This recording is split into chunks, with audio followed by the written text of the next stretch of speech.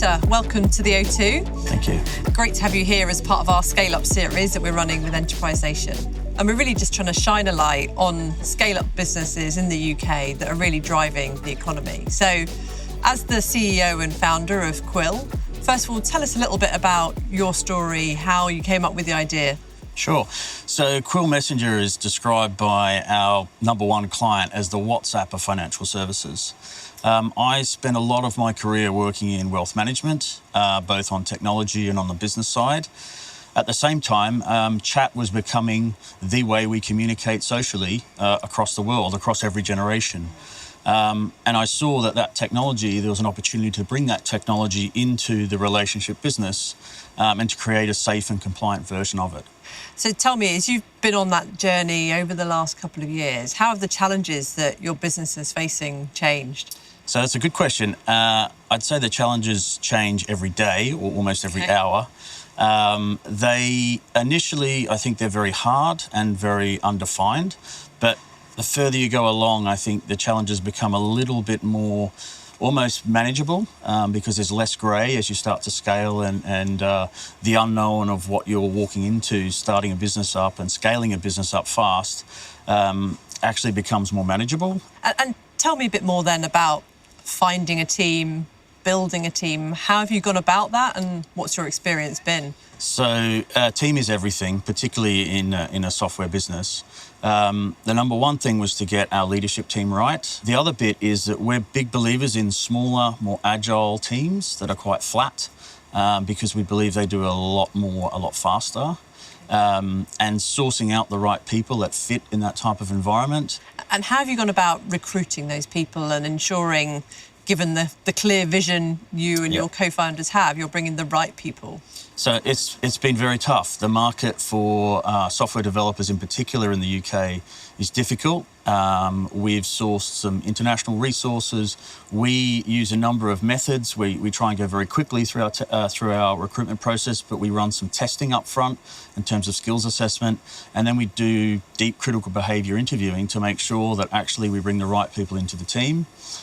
We even do tryout days. We spend a lot of time up front getting to know the applicant and knowing that they're right for us and we're right for them, because in a smaller business, you can't afford to make mistakes. You can't afford to carry resource that may not necessarily be the right fit. Definitely, I can imagine. And tell me about the growth then. So what's the growth kind of trajectory you've seen? And so we started off in 2017 as 4 of us.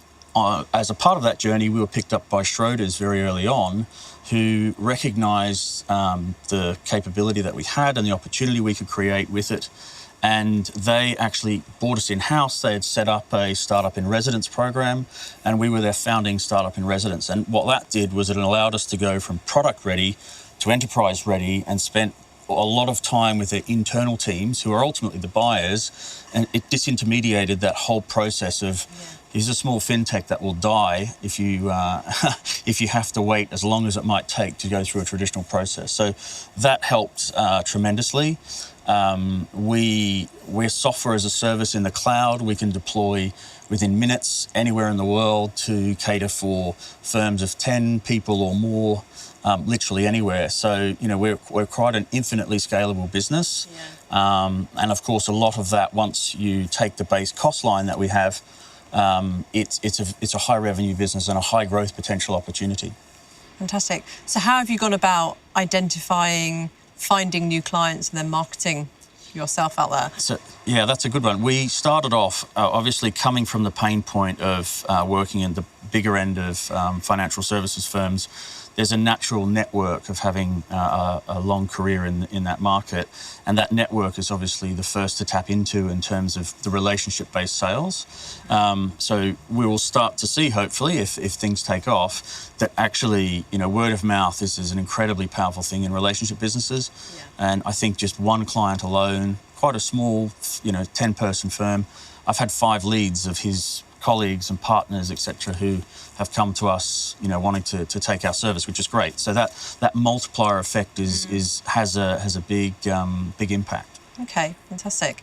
And you're obviously a high-tech business. You're in that space, but how are you using technology within your own business?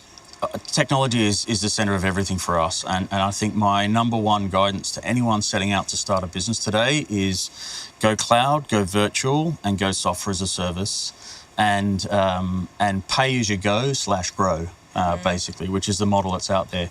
It's amazing what technology there is available, that particularly to small firms, that is very affordable, that allows you to globally scale infrastructure like never before. So, I mean, you put all those things together, we've been able to scale very quickly.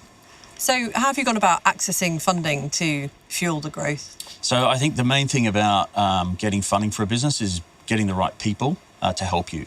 It is easy to attract funds, but I think it's more important to attract the right funds and getting backing behind you, that where people can bring their resources as well as their money to help you set up your business and establish it. I think the other thing is to be commercial. So if you take an idea, you can have a fantastic team and a fantastic idea, but if you don't understand how that's commercially viable, or you're intending to make it commercially viable, people want a commercial business. They love product and what you're doing, but if it's not commercial, they're not going to invest. So what would you say are the key barriers that you faced on that growth?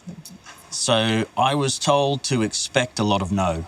I was told to expect a lot of, that's not quite the way to do it, and that, to continually be adaptable, be flexible, and every day, as you said, there's challenges, is to, be positive about how you deal with that.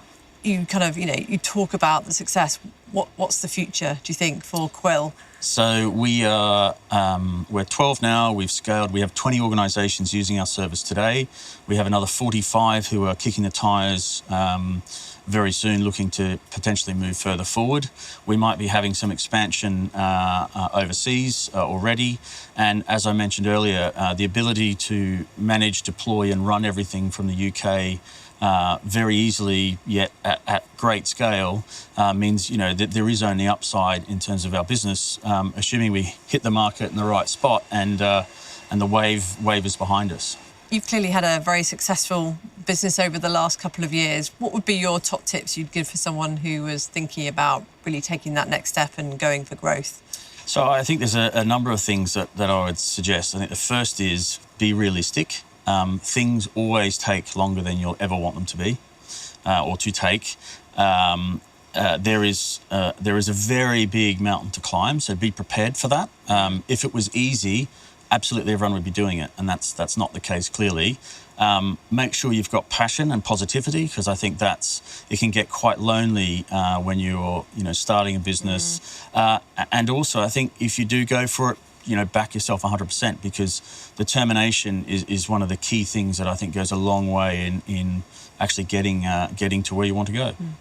And it's really interesting, but it guess highlights to me the importance of the role that you as a founder play in that business. How, given that pressure, do you really make sure you keep focused on your health and your well-being as part of that? Yeah, it's a good one. We have a sort of a non-conventional approach to our work hours. So we give as much flexibility as we can. I have a 5-year-old son, and I do school pickups and arrange my day around that. And like anything, health and well-being and fitness in particular, they're important. Put them in your diary and manage them like an important meeting, and try and keep to that. In reality, running a business that is your own business is a 24/7, occupation. Yeah. But when you're passionate, you love what you're doing, and you really enjoy the fact that you are creating something that can be quite special, that's quite motivating to keep going. And I think making the rest of the team share in that passion and the vision as to what you're doing, and helping them, taking them on the journey with you, is a really important part of that. Well, thank you so much for joining us today Pleasure. at the O2, Peter. Fantastic to hear your short story, and I'm sure others will really benefit from that. Great, thanks. Thank you. Thanks for having me. Thank you.